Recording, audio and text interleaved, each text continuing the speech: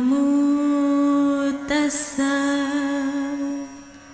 भगवतो अरहतो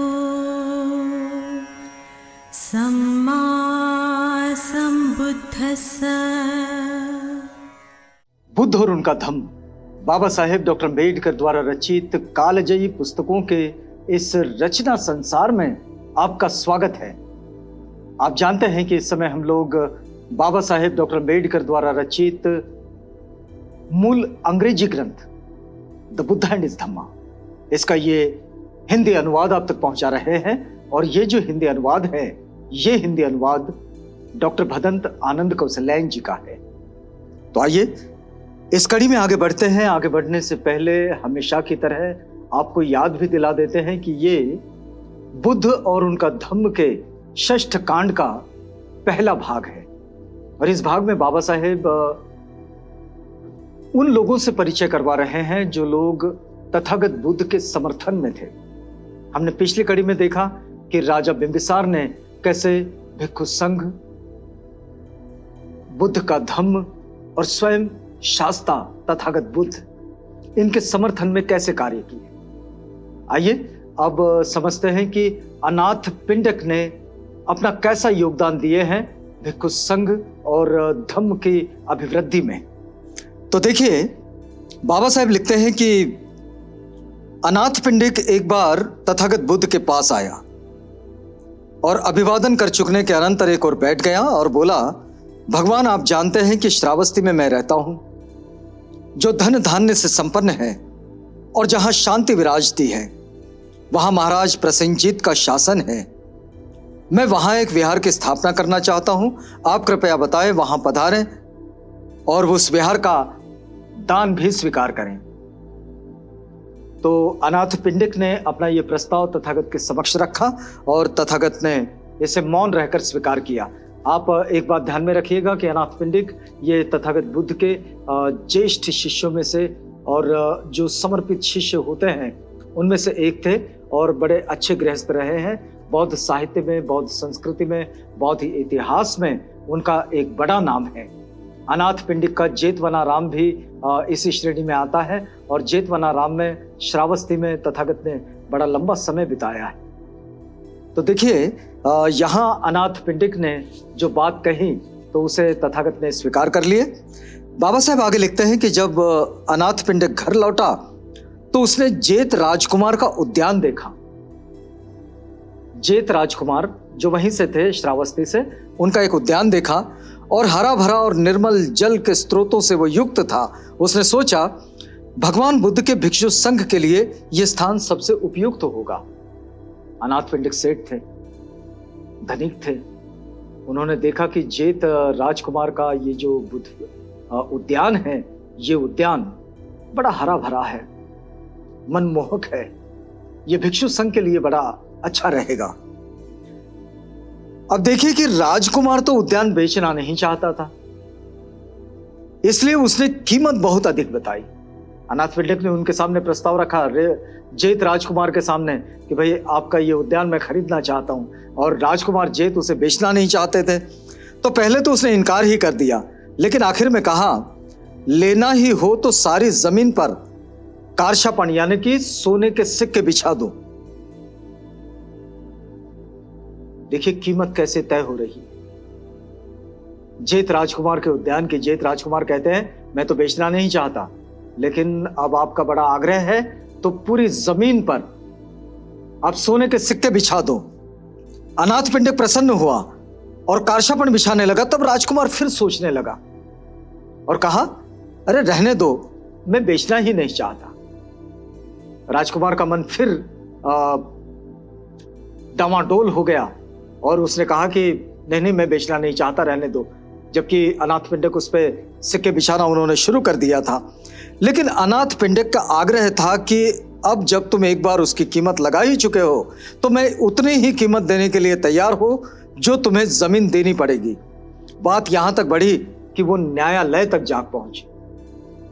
अब यहां जेत राजकुमार अपनी जमीन बेचने को तैयार नहीं और अनाथ पिंडक का आग्रह है कि मैं ये जमीन खरीदूंगा ही। जब तुमने एक बार कह दिया कि हाँ मैं बेचने को तैयार हूं तो तुम जो चाहो उस कीमत में दो। अब इस बीच लोग इस असामान्य घटना की चर्चा करने लगे कि राजकुमार को भी जब ये पता लगा कि अनाथ पिंडक धनी तो था ही, किंतु वो बड़ा श्रद्धावान और धार्मिक था। अब जेठ राजकुमार के पास में ये बात धीरे धीरे पहुंचने लगी कि अनाथ पिंडक ये धनिक तो है, लेकिन वो संपत्ति संग्रहण के लिए ये जमीन नहीं खरीद रहा, वो जरा धार्मिक प्रवृत्ति का व्यक्ति है। उसे आगे ये भी पता चला कि ये जमीन किसी और कारण से खरीदी जा रही है। तो जेठ राजकुमार ने अनाथ पिंडक से जमीन लेने का उद्देश्य पूछा। जब उसे पता लगा कि जमीन तथागत के लिए, उनके भिक्षु संघ के लिए विहार बनवाने को ली जा रही है, तो उसने भी उस पुण्य कार्य में हिस्सेदार बनने की इच्छा प्रकट की। अब जेठ राजकुमार को लगा कि भाई ये तो बड़ा पुण्य का काम है, ये बड़ा अच्छा काम है, तो मैं भी इसमें सहयोग दूंगा। और फिर वो अपनी जमीन को देखिए किस तरह से देते हैं। उसने जमीन की आधी ही कीमत स्वीकार की, बोला जमीन तुम्हारी, पेड़ मेरे। उद्यान के सारे पेड़ जेठ राजकुमार ने अपने पास रख लिए और अनाथ पिंडक को पूरी जमीन देने के लिए तैयार हुआ और कहा कि मैं अपनी ओर से वृक्षों का दान करता हूं। जमीन का दान खरीद कर तुम करो और वृक्षों का दान मैं करता हूं। तो विहार का शिलान्यास हो चुकने पर वहां संघ के योग्य एक विशाल विहार बनवाया गया, जो बहुत ही सुंदर लगता था। और इस विहार का नाम पड़ा अनाथ पिंडक का जेतवनाराम। देखिए ये बड़ा प्रसिद्ध विहार है, बौद्ध साहित्य में भी, बौद्ध इतिहास में भी और बौद्ध संस्कृति में भी इसका बड़ा अदब से नाम लिया जाता है, बड़े आदर से नाम लिया जाता है। और इसका नाम देखिए कैसे रखा गया, अनाथ पिंडक का जेतवनाराम, यानी जेठ राजकुमार का भी नाम उसमें है, अनाथ पिंडक का भी नाम उसमें है। अनाथ पिंडक ने उसको बनवा कर दिए, जेठ की जमीन और उनके वृक्ष ये दिए गए, तो अनाथ पिंडक का जेतवनाराम ये उसका नाम रखा गया। और संक्षिप्त में उसे लोग जेतवन विहार कहने लगे। अनाथ पिंडक ने तथागत को कपिलवस्तु से श्रावस्ती पधारने और विहार को स्वीकार करने का निमंत्रण दिया। देखिए हमने आपसे पहले भी आपको बताया कि बौद्धों की संस्कृति में, उनकी जीवनचर्या में ये एक बड़ा विशेष पहलू होता है कि बौद्ध लोग ये विहार बनवाते हैं और विहार बनवाने के बाद भिक्षु संघ को दान कर देते हैं। ये भिक्षु संघ को दान करने की प्रक्रिया है। विहारों पर समितियां या विहार बनवाने वाले अपनी कोई मिल्कियत, कोई मालकियत नहीं जताते हैं। अभी अभी हाल ही में हमें ये चीजें देखने को मिली है कि जो लोग इस तरह के भवनों का निर्माण करते हैं वे अपनी मालकियत पर बड़ा गर्व करते हैं, लेकिन बौद्ध काल में ऐसा नहीं था। बौद्ध काल में लोग विहार बनवाते थे और भिक्षु संघ को दान दे देते थे। जब जेतवन पधारे तथागत, तो अनाथ पिंडक ने पुष्प वर्षा की और सुगंधित धूप जलाई। उसने एक सोने की झारी से तथागत के हाथ पर पानी डालते हुए कहा, यह दान करने की एक प्रक्रिया है कि सोने की झारी में पानी लो और फिर पानी जिनको दान दिया जा रहा है उनके हाथ पर डालो। तो भिक्षु संघ का जो शास्ता है तथागत, तो तथागत के हाथों पर, तथागत के हाथों पर, यानी कि उन्होंने एक हाथों का ये कुंचल तैयार किया और इस पर पानी डालते हुए फिर अनाथ पिंडक ने कहा, मैं संसार भर के भिक्षु संघ को ये विहार समर्पित करता हूं। संसार भर के भिक्षु संघ को ये विहार समर्पित करता हूं। तथागत ने विहार स्वीकार किया और दानानुमोदन करते हुए कहा, दान का अनुमोदन करना ये भिक्षु संघ की जीवनचर्या का हिस्सा है। उन्हें जो दान दिया जाता है उस दान के प्रति वे अनुमोदन करते हैं।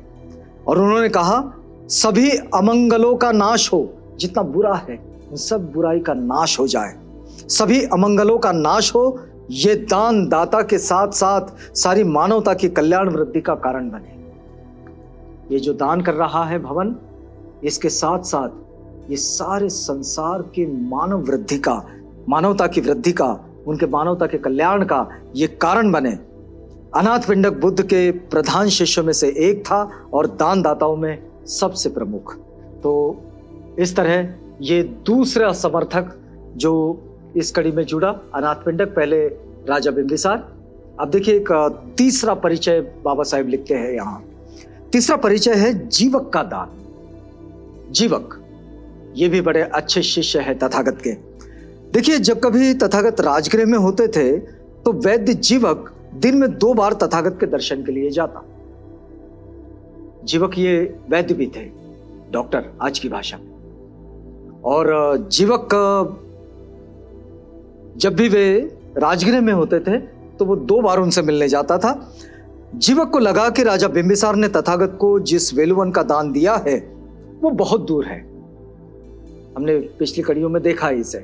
तो वेलुवन तो राजा बिंबिसार ने दिए थे। अब राजगृह में आम्रवन नाम का उसका अपना एक बगीचा था। जीवक का एक बगीचा था, उसका नाम था आम्रवन, जो कि उसके अपने स्थान से बहुत ही नजदीक था। तो उसने सोचा कि वो एक अंग संपूर्ण विहार बनवाए और विहार तथा बगीचा तथागत को समर्पित कर दे। वेलुवन जरा दूर था, तो वेलुवन से नजदीक जो था तथागत के लिए, उस आम्रवन को जीवक ने सोचा कि दान दे दिया जाए और विहार बनवाकर। तो अपने मन में यह विचार लेकर वह तथागत के पास पहुंचा और उनसे प्रार्थना की कि वह उसकी कामना पूरी होने दे। तथागत ने मौन रहकर उसे स्वीकार किया और फिर जीवक ने यह भी उन्हें दान कर दिया। तो इस तरह से भिक्षु संघ के इस मानवीयता के काम में ऐसे कई लोग अपना हाथ बटाते थे और उनके सहयोग से ये सब कुछ आगे बढ़ता था। अब आप देखिए कि पूरे संसार में हम बौद्ध भिक्षु देखते हैं और तथागत बुद्ध को मानने वाले पूरे संसार में मिल जाते हैं। तथागत बुद्ध के अनुयायी पूरी दुनिया में हैं। तो ये ऐसे ही नहीं है, ये अपनी खास पहचान को लिए हैं कि इनका मैत्रीपूर्ण व्यवहार, इनकी उदारता, इनका मैत्रीपूर्ण आचरण, इनकी सच्चाई के प्रति समर्पण, ये जो बौद्धों की जीवन शैली का हिस्सा है, तो ये पूरी दुनिया में दिखाई देता। और इसलिए तथागत बुद्ध के प्रचारकों में भी ये बात होती है, यानी कि भिक्षु संघ में भी यही बात होती है। और इसलिए ये जो बड़ी बड़ी मोनेस्ट्रीज देखते हैं हम बौद्धों की, जिसमें भिक्षु रुकते हैं, रहते हैं, प्रवचन देते हैं, लोग भी वहां पर रहते हैं, रुकते हैं, भिक्षुओं से मार्गदर्शन पाते हैं, तो ये शिक्षा के बड़े केंद्र होते हैं, संस्कार के बड़े केंद्र होते हैं। और यही परंपरा तब से चली आ रही है जो आज तक बिल्कुल वैसी ही कायम है। अगली कड़ी में आपसे मिलेंगे तो अगली बात से जोड़ेंगे, जिसमें फिर एक बार बाबा साहेब ने एक दूसरे दानदाता को, उनके समर्थक को परिचय के साथ बुद्ध और उनका धम्म का हिस्सा बनाया है। तो यहाँ हम आपसे इजाजत चाहेंगे, वादा करते हैं अगली कड़ी में आपसे पुनः भेंट होगी।